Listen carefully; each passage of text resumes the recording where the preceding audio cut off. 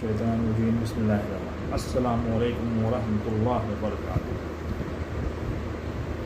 آج قرآن کی سورہ عصر مکی ہے اور اس میں 3 آیتیں ہیں، صرف 3 آیتیں ہیں، لیکن یہ چھوٹی سورہ جو ہے اس کے بارے میں کئی روایتیں ہیں کہ امام شافعی رحمۃ اللہ علیہ فرماتے ہیں کہ اگر صرف پورے قرآن میں یہ سورہ عصر ہوتی تو پورے انسانیت کی ہدایت کے لیے کافی ہوتی، پورے انسانیت کے ہدایت کے لیے کافی ہوتی، کیونکہ اس میں اللہ رب العزت نے 4 باتیں بتائی ہیں جو بہت قیمتی ہیں۔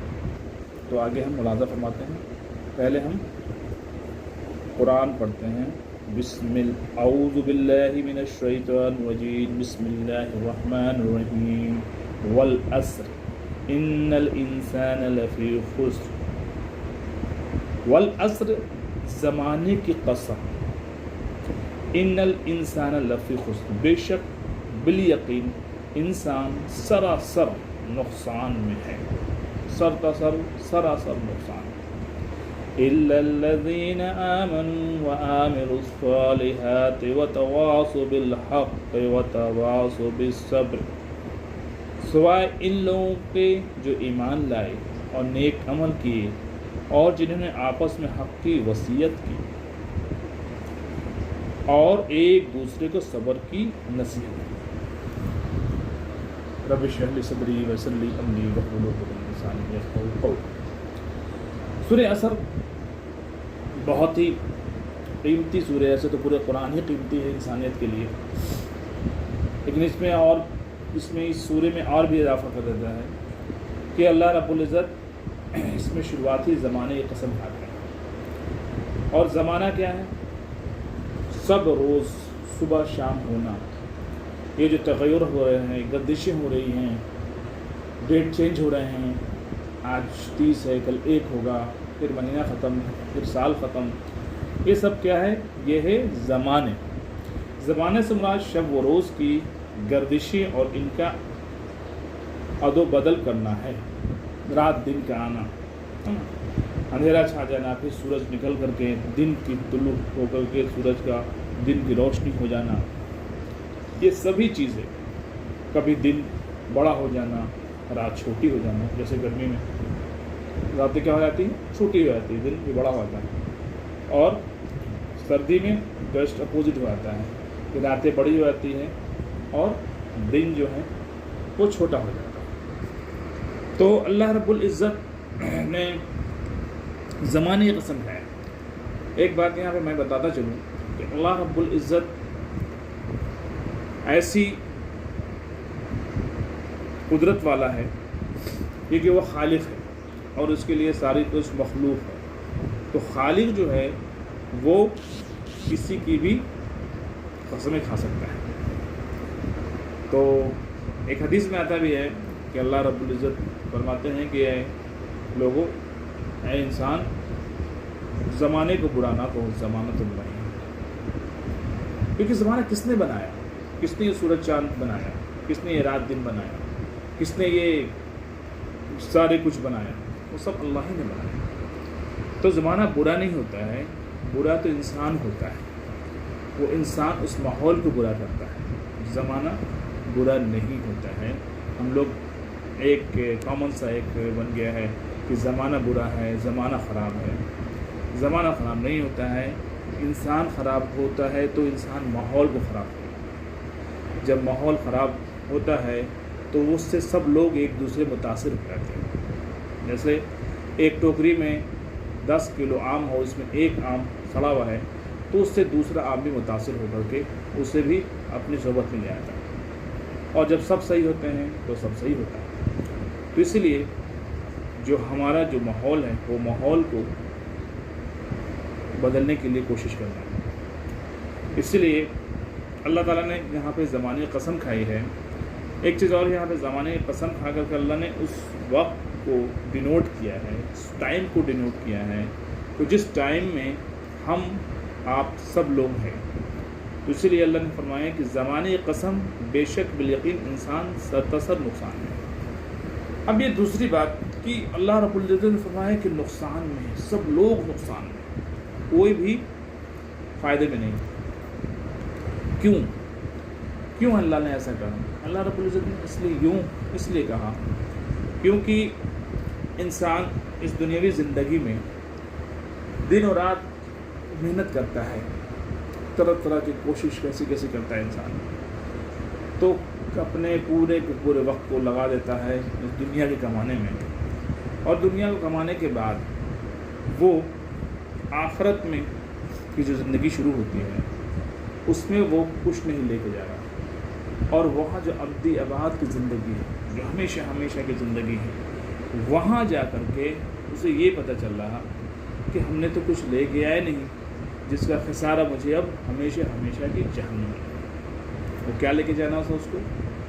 اللہ رب العزت نے جو دنیا میں تھوڑے دیر کے لیے بھیجا تھا، اسے اصل مقصد تھا کہ ہمارا جو حکم ہے اس کو ماننا ہے، اس کو پالن کرنا ہے، جو نبی نے بتایا ہے اس پہ چلنا ہے، اور اس کو نہ کر کے اپنے من مانی کیا اور وہ خسارہ ہو کر کے وہ دنیا سے چلا گیا، تو اس کی اب ابدی اباد کی زندگی جو ہے وہ نقصان میں ہے۔ اسی لیے اللہ فرمایا کہ بے شک بالیقین، اس میں کوئی بھی شک نہیں، اس میں کوئی ایسی بات نہیں جو یقین میں نہیں آنے والی ہے کہ انسان سرتاسر نقصان میں ہے۔ اب آگے کی آیت کو ملاحظہ فرمایا، الا الذین آمنوا وعملوا الصالحات وتواصوا بالحق وتواصوا بالصبر۔ الا الذین، اب اللہ تعالیٰ نے تو ایک سب کو کہہ دیا قومت، سب لوگ نقصان میں، زمانے قسم کھا کے کہہ دیا، لیکن اب اللہ رب العزت یہ فرما رہے ہیں کہ وہ لوگ نقصان میں نہیں ہیں۔ کون لوگ نقصان میں نہیں ہیں؟ جو ایمان لائے، سوائے ان لوگوں کے جو ایمان لائے۔ ایمان کیا ہے؟ اللہ کو اپنا خالق، مالک، رازق ماننا، نبی محمد صلی اللہ علیہ وسلم کو اپنا نبی رسول ماننا، ان کے بتائے ہوئے باتوں پہ چلنا۔ اور اب ایمان کے بعد کیا آتا ہے؟ نیک عمل، مطلب کہ صرف ایک کام سے نہیں چلے گا کہ ایمان لے آئیں ہم تو ایمان والے ہو گئے، مسلمان ہو گئے، لیکن اب ہم جو دل چاہے وہ کریں، نہیں، وہ نہیں ہے، نیک عمل کرنا ہے۔ ہاں، تب اس سے خسارہ سے ہم سب بچ سکتے ہیں کہ جو ایمان لائے اور نیک عمل کیے۔ نیک عمل میں وہ سارے عمل ہیں جس کو اللہ کے رسول نے کہا کرنا ہے، جس سے منع کیا اس سے رکنا ہے۔ مثلا سچ بولنا ہے، جس کو اللہ کے نبی نے کہا ہے، جھوٹ سے رکنا ہے، جس کو اللہ کے نبی نے روکا ہے۔ اسی طرح سے حقوق اللہ، حقوق العباد، ایک تو حقوق اللہ ہے جو اللہ کا بندے پہ حق ہے، اور ایک حقوق العباد ہے۔ حقوق اللہ جو ہے اس کا معاملہ بندے سے اس کو ہے، اور حقوق العباد جو ہے وہ بندے کا بندے سے۔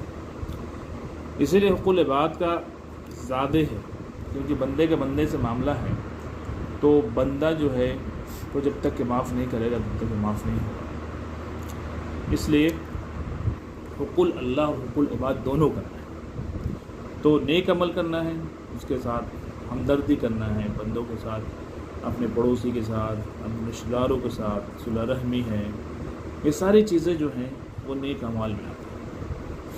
اور جنہوں نے آپس میں حق کی وصیت کی، دو بات ہو گئی، ایمان لانا اور نیک عمل کرنا، اور حق کی آپس میں وصیت کی، یعنی حق بات کو بتایا، حق کی دعوت دی، ایک اللہ کی دعوت دی، نبی صلی اللہ علیہ وسلم کے بتائے ہوئے طریقے پہ چلنے کے لیے دعوت دی، خود بھی چلا اور دعوت بھی دی، اور ایک دوسرے کو صبر کی نصیحت، یعنی مصائب والا علام پر صبر، احکام و فرائض شریعت پر عمل کرنے میں صبر، مطلب صبر کرنا ہے کہ جو فرائض شریعت ہے، جو اللہ تبارک تعالیٰ نے دین اسلام میں بتایا ہے، اس سے مجاہدہ آ رہا تو اس پہ بھی صبر کرنا ہے۔ جیسے ٹھنڈ کا زمانہ ہے، فجر کا وقت ہے، یہ وقت ایسا ہے کہ ٹھنڈ بھی لگ رہی ہے اور اللہ کا حکم بھی ادا کرنا ہے، اور اس حکم کو ادا کرنے میں اپنی نیند کی قربانی دینی ہے اور وضو کرنا ہے اور پھر اللہ کے سامنے کھڑا ہونا ہے۔ ٹھنڈ کا بھی ہے تو ان سب کو صبر کرنا ہے۔ دوسری بات ہے کہ جب حق آدمی کہتا ہے تو اس کے لیے طعن و تشنا بھی ملتی ہے، اس کو لوگ بولتے بھی ہیں، لیکن اس ساری باتوں کو اس کو صبر کرنا ہے، اس کے طعن تشنے کو سب کو صبر کرنا ہے، اس کی باتوں کو سننا بھی ہے اور پھر اب صبر بھی کرنا ہے۔ خواہشات لذات جو ہیں اس کی قربانی دینا ہے، کیونکہ خواہش جو چاہتی ہے یہ کرو وہ کرو، لیکن ان سب کو قربانی کر کے صبر کرنا ہے۔ صبر بھی اگرچہ تواصی بالحق میں شامل ہے اور تواصی بالحق میں صبر شامل ہے، تاہم اسے خصوصیت سے الگ ذکر کیا گیا، اس سے خاص طور سے اور زبردست، ان اللہ مع الصابرین، بے شک اللہ صبر کرنے والوں کے ساتھ ہے، جس سے اس کا شرف و فضل اور خصال حق میں اس کا ممتاز ہونا واضح ہے، اور بھی اس کا واضح ہے۔ تو ایک بار پھر سے ترجمہ، زمانی قسم، بے شک بالیقین انسان سراسر نقصان میں ہے، سوائے ان لوگوں کے جو ایمان لائے اور نیک عمل کیے اور جنہوں نے آپس میں حق کی وصیت کی، حق کی دعوت دی اور ایک دوسرے کو صبر کی نصیحت کی اور خود بھی صبر کیا۔ صدق اللہ العظیم ویات و ذکر القرآن الحکیم۔ اللہ تعالیٰ سننے اور عمل کرنے کی توفیق عطا فرمائے۔ السلام علیکم ورحمۃ اللہ وبرکاتہ۔